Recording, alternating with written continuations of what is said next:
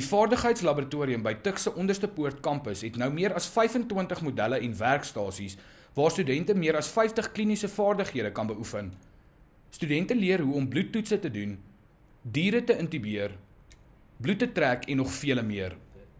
Hulle kan ook nou operasies naboots op modelle voordat hulle op lewende diere begin opereer.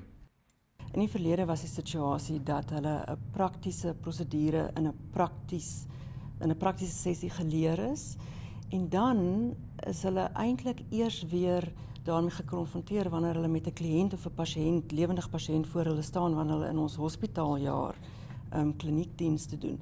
Nou is daar die geleentheid dat hulle tussen hierdie twee stappe die vaardigheidslaboratorium kan besoek. Dit kos honderde duisende rand om so 'n laboratorium in te rig. 'n Perdemodel kos byvoorbeeld 300 000 rand. Onderste Poort het onder meer befondsing van die regering gekry vir die laboratorium. It is a fantastic lab set up here, and we had the opportunity to start off fresh and to purchase all the models that are relevant to our training program. And I think this is one of the top facilities in the world. Hulle het 'n produkontwikkelaar byderhand wat help om modelle te ontwerp.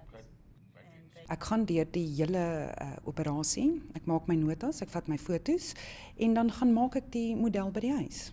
My grootste uitdaging is om die regte ding te kan doen, dat hy reg voel, reg lyk en dat dit die regte doel dien.